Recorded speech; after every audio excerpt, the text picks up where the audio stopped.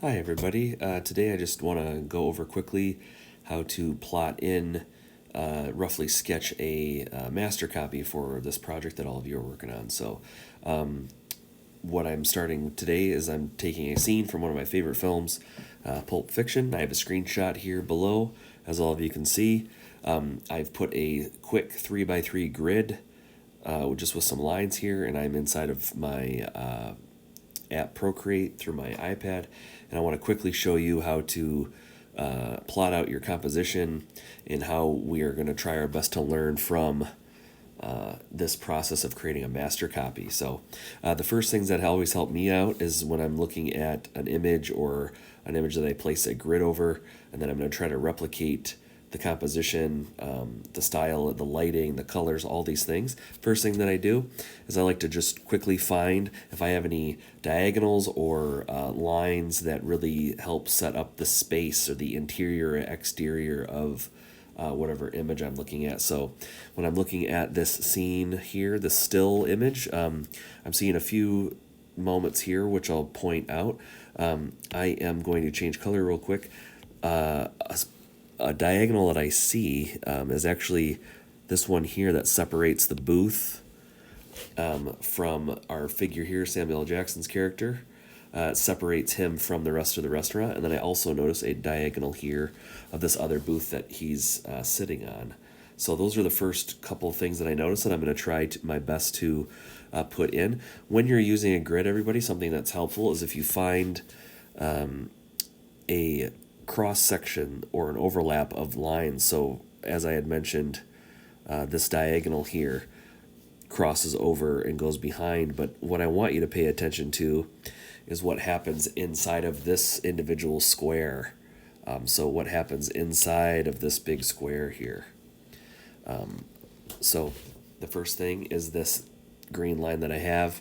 It intersects right here, and this is a very small space right here from the corner. So when I go to recreate this diagonal in this square above, that would be the matching square, is that I'm going to do my best to put a diagonal line in here that emulates where this goes.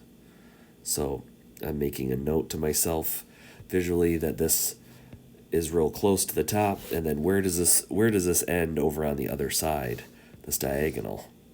So I'm gonna do a check here. So it looks pretty close right now.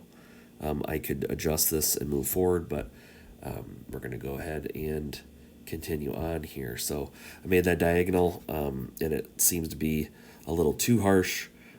So I'm going to make a note here that it goes right about there, and then it's almost halfway where it ends on the other square here. So I'm going to make a diagonal across from one part to the other, and then I'm going to go to my next square and notice that it kind of clips off the corner of this other square. And then I'm going to quickly just hash in where I think these other elements are going to be. So I'm paying attention to larger things in the image, like these backs of these chairs, things like that, when I go to transform or transfer this stuff across my image, just to get some building blocks here. So I'm going to quickly sort of do this here, and I'm moving really fast, not too concerned about the accuracy of this stuff, because we're going to wait until later to put the details and really tighten this stuff up. I'm just placing in where I think, based off of the image, where these things relatively where they sit right now. And I'm using the grid in each one of these squares to give me a better idea of the composition here.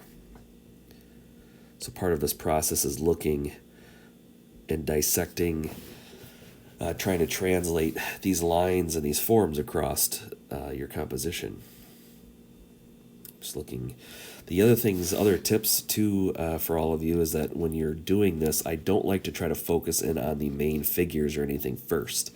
I like to wait to do that, just a personal preference, because I tend to get distracted by wanting to start creating the work or the master copy based off of the figure sometimes that I see. So I'll actually wait to put that in until later.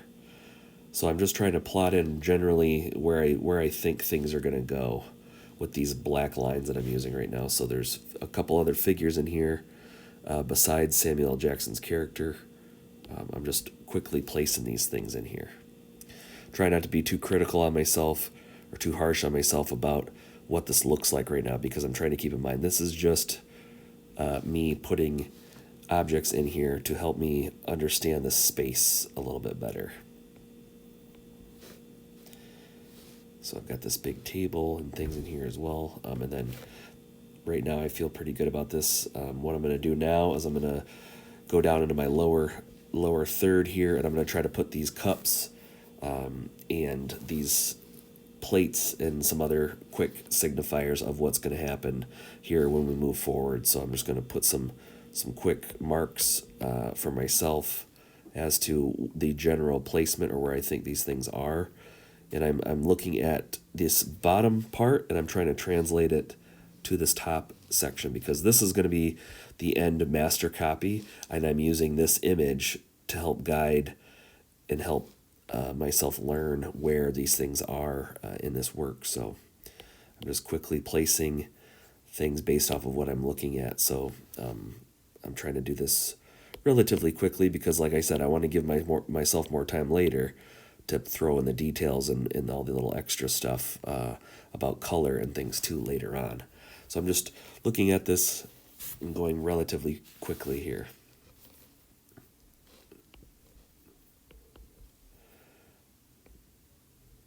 About this booth, what an incredible film, iconic, just about in every way I can think of here. Let's see, I gotta get these other plates here. And I'm just putting, this is like adding like visual notes here for this composition, because ultimately I'm going to try my best to recreate the figure and things as well. But I'm going to do a couple quick adjustments here just as things I'm noticing.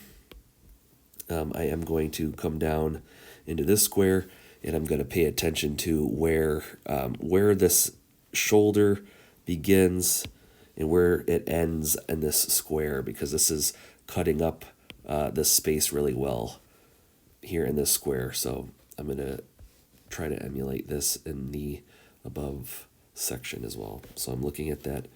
It seems to sort of come in about right there, and it ends just a little over halfway on the bottom. So I'm just going to quickly make a mark there of where shoulder will be. And then I'm going to go down here to the sleeve and make a couple notes here. I'm just doing this in green so all of you can see this. I'm just trying to figure out roughly where the forearm of this character is going to be as well. So after I am looking at this stuff, and it doesn't matter, folks, if you're working in the computer or working with just raw materials like sketchbooks and pencils and things, this process is very similar of what I want all of you to try, because I think you will get to a lot more accurate works here at the end. So I'm actually going to adjust this because the wrist does come up a little. This is just plotting stuff in real general. We will get into the specific stuff here later with these other parts and these other videos I'm going to post. So I'm going to go over to the top of Samuel L. Jackson's character's head here. Notice where these things intersect on these lines. So I'm going to try to do my best to reference that up here. So I'm going into my upper quadrant, sort of back of the head here. Notice this makes a real nice round form. And then that intersects roughly right there. And like I said, everybody, this is just quickly to hash stuff in. I'm not worried about details as much right now. We'll save all that fun stuff later. So I'm just showing you some things that have helped me out a lot when I go to place and try to learn from these scenes, from these films, and try to emulate these characters and the composition here of these scenes. So I'm also just going to quickly make a note to myself that face will be generally in this section And then I'm going to bring this down because we are going to do layer and layer and layer over top of this drawing of this quick sketch. But that is roughly how to place those first initial lines in that composition, and we